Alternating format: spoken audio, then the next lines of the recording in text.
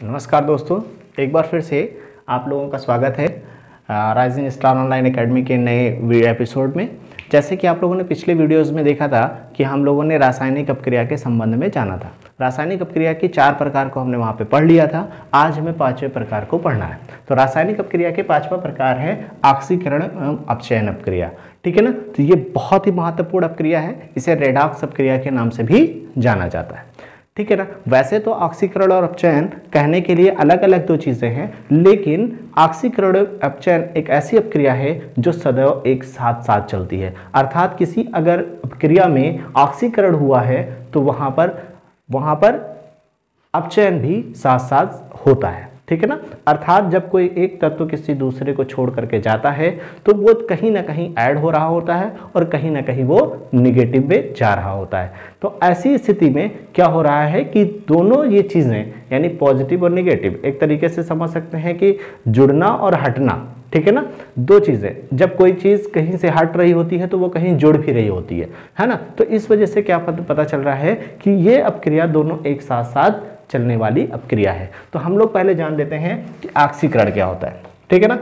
ऑक्सीकरण हम तब मानेंगे कि ऑक्सीकरण हुआ है जब उसमें किसी पदार्थ में ऑक्सीजन का योग हो रहा हो, ऋण विद्युतीय अवयव में वृद्धि हो रही हो, हाइड्रोजन अलग हो रहा हो यानी हाइड्रोजन में कमी आ रही हो। ठीक है ना। या जिसमें किसी परमाणु या अणु पृथक हो रहे हो या इलेक्ट्रॉन में कमी आ रही हो। यानी इन 4-5 पैरामीटर्स को हम देखेंगे। अगर इनमें से कोई चीज मिलती है तो हम कहेंगे कि इसमें ऑक्सीकरण की क्रिया हुई है। एग्जाम्पल के तौर पे आप देख सकते हैं कि जैसे मैं एग्जाम्पल ले लेता हूं, जैसे SnCl2 ठीक है प्लस Cl2। यहां पर क्या हुआ, इसकी क्रिया होने पर बनता है SnCl4। ये एक ऑक्सीकरण अपक्रिया है। ठीक है ना। दूसरा ले लेते हैं Zn plus CuSO4 goes to ZnSO4 plus Cu। ये 2 के दोनों अपक्रियाएं एक ऐसी अपक्रियाएं हैं जिसमें क्या हो रहा है कि ऑक्सीकरण यहां पर हो रहा है। ठीक है ना। दूसरा अपचयन की तरफ देखते हैं, यानी हाइड्रोजन का योग हो रहा हो, धन विद्युतीय लक्षण में वृद्धि हो रही हो, यानी ऑक्सीकरण का जस्ट उल्टा। ठीक है ना। तो ऐसी अपक्रियाओं को हम लोग अपचयन अपक्रिया कहते हैं। यहां पे भी एग्जांपल आप देख लिया जाए हम लोग फटाफट। CuCl2 प्लस Cu एक क्रिया होने पर क्या बनता है, यहां पे क्या बन जाएगा,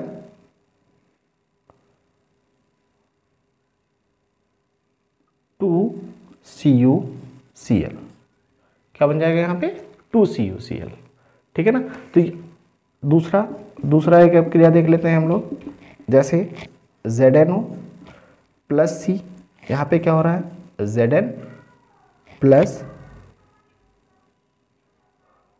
थोड़ा सा इधर लिख लेते हैं, अगली अपक्रिया लिख लेते हैं हम लोग ZnO plus C goes to क्या हो जाएगा बेटा, Zn प्लस CO। यहाँ पर देखो क्या होगा, यहाँ पे ऑक्सीजन अलग हो रहा है। ये देखो यहाँ पे ऑक्सीजन था, Zn के साथ था, लेकिन यहाँ पे CO के साथ गया। तो ये किस प्रकार की अपक्रिया हो गई, अपचयन अपक्रिया हो गई। अब ऑक्सीकरण अपचयन के साथ साथ हमें ये भी जानना है, इसमें 1-2 टर्म आते हैं, एक आता है ऑक्सीकारक और दूसरा आता है अपचयन, तो अपचायक। ठीक है ना, सॉरी, दूसरा क्या आता है, अपचायक। तो पहला हम लोग जान लेते हैं ऑक्सीकारक किसे कहते हैं। वे पदार्थ जो अन्य पदार्थों का ऑक्सीकरण करते हैं उन्हें हम ऑक्सीकारक कहते हैं। यानी वे पदार्थ जो दूसरे पदार्थों का ऑक्सीकरण कर लेते हैं उन्हें हम लोग क्या कहेंगे, ऑक्सीकारक कहेंगे। एग्जाम्पल देख लेते हैं, आपके सामने है। जैसे मान लिया मैंने कराया 2KBr प्लस Cl2 की क्रिया कराया हमने, तो ये क्या बन जाएगा, KBr प्लस Br2। ठीक है ना। तो यहां पर बेटा जो ये ऑक्सीकरण किसके द्वारा हो रहा है, क्लोरीन के द्वारा हो रहा है ना, तो क्लोरीन क्या हो जाएगा, ऑक्सीकारक हो जाएगा, ऑक्सीकारक। ठीक है ना।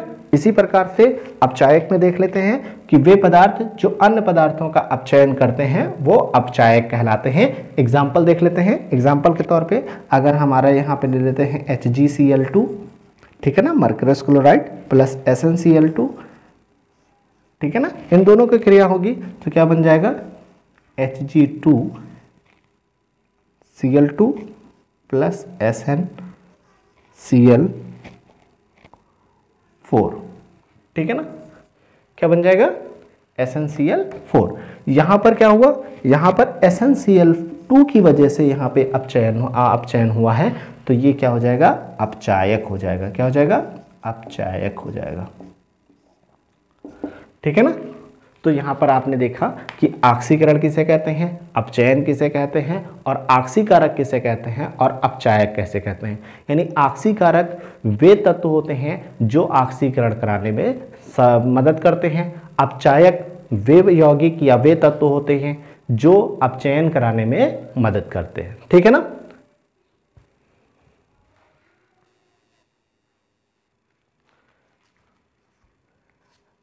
तो इसी प्रकार से हम लोगों ने जाना कि अपक्रियाएं कितनी प्रकार की होती हैं, वो हम लोगों ने सीख लिया। पाठ के अंत में जाते जाते दो चीज़ें और बची हैं, उसको अभी हम लोग जान लेते हैं। पहला है संक्षारण। संक्षारण यानी जब हम किसी वस्तु को वायु के या नमी के संपर्क में लाते हैं और वो वस्तु धीरे धीरे अपक्रिया करके वो क्या होती है, नष्ट होने लगती है, ठीक है ना। जैसे एग्जाम्पल के तौर पे आप ऐसे समझ सकते हैं कि अगर आप देखते हैं कि लोहे को हम अगर बाहर खुला छोड़ देते हैं तो लोहे में धीरे धीरे जंग लगना स्टार्ट हो जाता है, ठीक है ना। तो लोहे में जंग का लगना वो क्या है, एक संक्षारण की क्रिया है। वहाँ पे क्या हो रहा है, लोहा आपके नमी की यानी वायु में उपस्थित जो नमी है उसके संपर्क में आने के बाद ऑक्सीकृत होकर के वहाँ पर लोहा आपका यानी लोहा क्या हो रहा है, फेरिक ऑक्सीजन के संपर्क में आके फेरिक ऑक्साइड बनाता जाता है और आपका क्या होता है कि लोहा धीरे धीरे कमजोर होने लगता है, ठीक है ना। यानी वायु या नमी के संपर्क में आने पर किसी धातु के या किसी यौगिक के नष्ट होने की क्रिया संक्षारण कहलाती है, ठीक है ना। अब इसके बचाव में क्या कह सकते हैं, बचने के लिए हमारे पास क्या करते हैं, हम इसको पेंट कर सकते हैं, है ना, पेंट लगा सकते हैं, लेप लगा दीजिए ऊपर से, है ना, तो पेंट लगा सकते हैं। उसके साथ ही साथ यहाँ पे एक चीज़ और आप कर सकते हैं कि उसको जो है नमी में रखें ही ना, पहली बात तो अंदर रखें, लेकिन आप वायु से बचा नहीं पाएंगे, तो इसलिए सबसे सरल और सीधा उपाय है कि उसे आप पेंट करा दीजिए, कलाई करा सकते हैं, ठीक है ना, कलाई करवा दीजिए। या एक चीज़ और कर सकते हैं कि उसमें मिश्र धातु मिला दीजिए। जैसे एग्जाम्पल के तौर पे आप देख रहे होंगे कि आजकल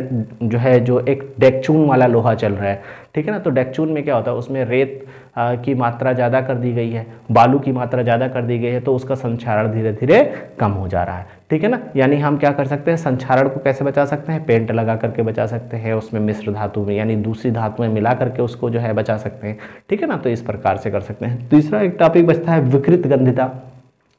विकृत गंधिता का मतलब ये होता है, जैसे आप लोग जो है खाना बनता है ना, तो खाने में जो विभिन्न प्रकार के विकार उत्पन्न हो जाते हैं, जैसे हम खाना रख देते हैं, खाने में सड़न उत्पन्न हो जाती है, वो सारी चीज़ें, तो वो एक जो क्रिया है वो क्या होती है, उसको हम लोग कहते हैं विकृत गंधिता। इसका बचाव कैसे कर सकते हैं, इसका बचाव हम लोग कर सकते हैं कि उसको हम भोजन को जो है धूप में सुखा ले, ठीक है, या कुछ ऐसी चीज़ें, जैसे एग्जाम्पल के तौर पे अरे घर में यार आप लोगों के अचार बनता होगा ना, तो क्या करते हैं, अचार में थोड़ा थोड़ा सफ़ेद करके फफूंदी टाइप का लग जाता है, तो क्या होता है, उसको ले जाते हैं धूप में रख देते हैं, तो धूप में रखने से क्या होता है, उसकी जो नमी है वो वहाँ से ख़त्म हो जाती है ना। या किसी भी चीज़ को ऑयल में डुबो करके रख दें, ठीक है ना। या एक चीज़ और कर सकते हैं, हम उसको, आजकल तो सबके घरों में फ्रीज़ है, फ्रीज़ में रख करके उसको हम लोग बचा सकते हैं, ठीक है ना।